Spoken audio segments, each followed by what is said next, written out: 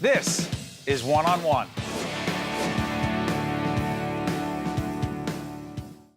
Hi, Steve Adubato at the Virtual Reality Center at Rowan University. We're pleased to be joined by Dr. Nidhal Carla Bouaynaya, who is Associate Professor of Electrical and Computer Engineering at Rowan University, and James Ritchie III, a graduate student here at the university, and also electrical engineer at the FAA, otherwise known as the Federal Aviation Administration. If you didn't know that, we were in trouble. Yeah. Let's do this. We're going to be seeing some video in a minute.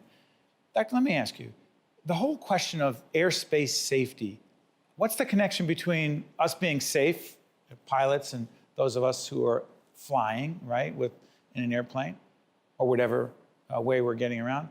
What is the connection between that and virtual reality? Well, virtual reality allows us actually to see what goes in a three-dimensional space. What do you mean three-dimensional space? Explain that. That's the space where we live in. We live in a 3D space. Actually, if you count time, then we are living in a 4D space.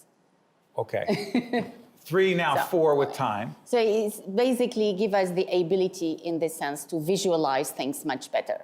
So James, let me ask you from the FAA perspective, why is this important to the average person watching on whatever platform you're watching us on? Why is it so important for all of us? So we want to maintain the safest airspace in the world, and safety is our #1 priority. So using virtual reality, we can understand some of the complexities that are going on in our airspace system.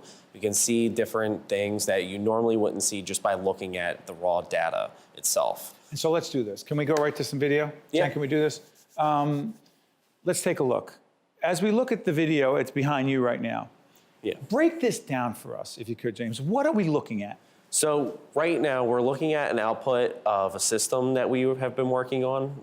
And it generates the trajectory or the path that the aircraft is going to fly in for us. By the way, before you go any further, my understanding is this is a video of simulation of an Airbus 380 and a Boeing 737. Yes, okay, keep talking.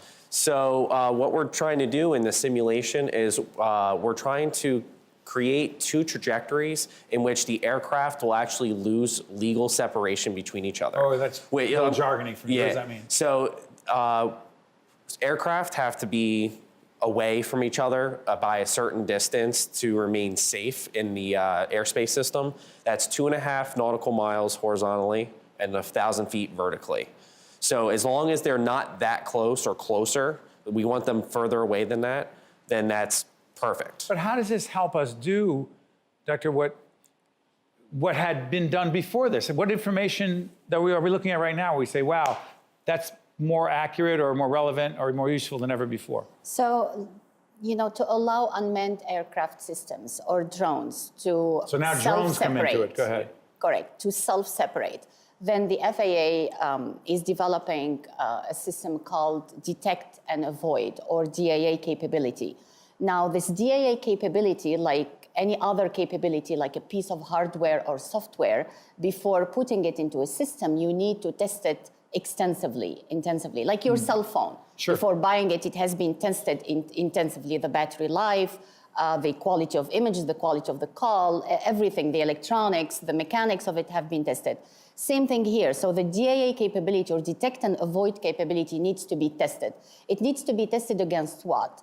Against the input scenario, the input traffic, and especially against the conflicting traffic, because that's what we would like to avoid, to detect and avoid. The potential of an accident. Potential of an accident, exactly. Now, in real life, there are very few, the number as well as variety of accident and aircraft encounter is actually very limited. So actually, statistically, we are more, statistically, we are more probable, let's say, dying, driving, or getting into a crash, driving to the airport, rather than flying an aircraft. But this is critically important because if, God forbid, something were to happen, I mean, it's a catastrophe. Yeah. Correct. It is a The stakes are high.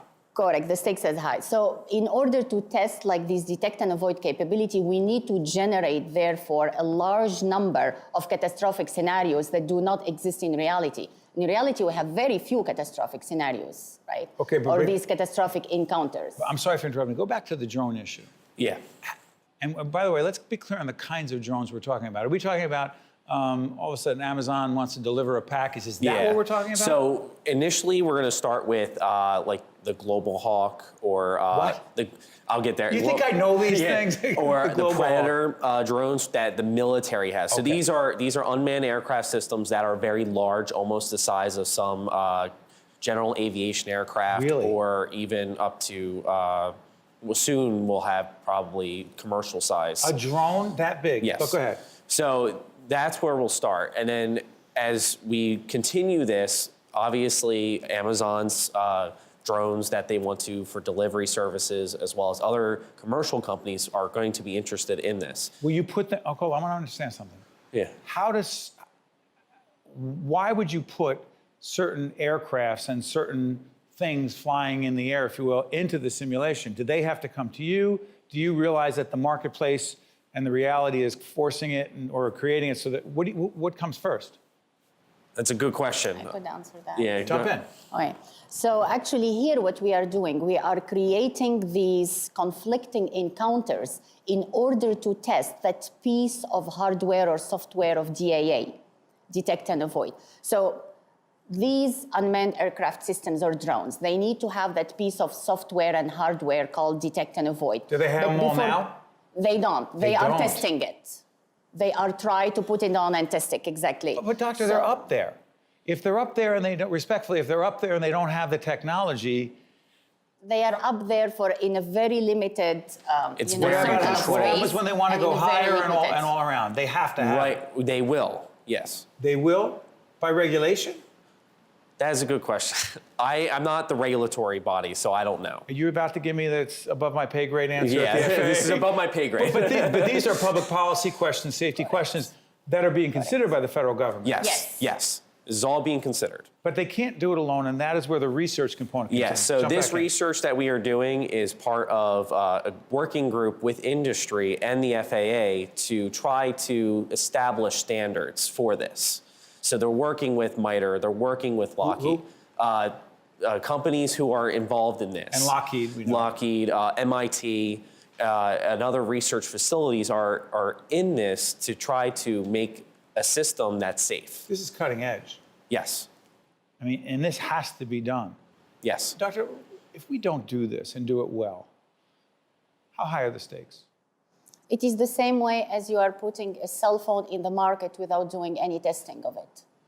But again, the stakes are higher. Yes. Yes. You know, it's great that our cell phone works, but it's something else when you're out there.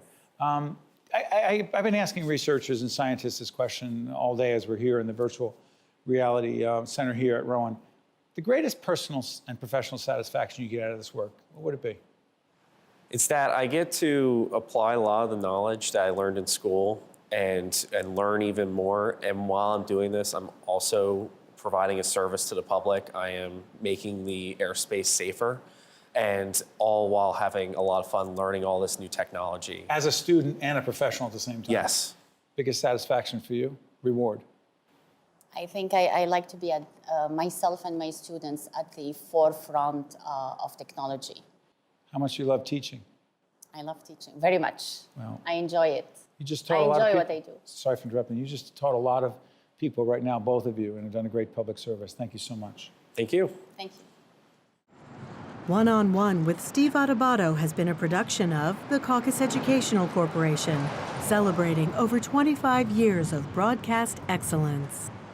This special edition of One on One with Steve Adubato is brought to you from the Tisch WNET studios at Lincoln Center. Funding has been provided by Wells Fargo, the Turrell Fund, supporting Right from the Start NJ, the Nicholson Foundation, supporting Right from the Start NJ, NJM Insurance Group, Fedway Associates, Adler Aphasia Center, and by the Northward Center. Transportation provided by Airbrook Limousine, serving the metropolitan New York, New Jersey area.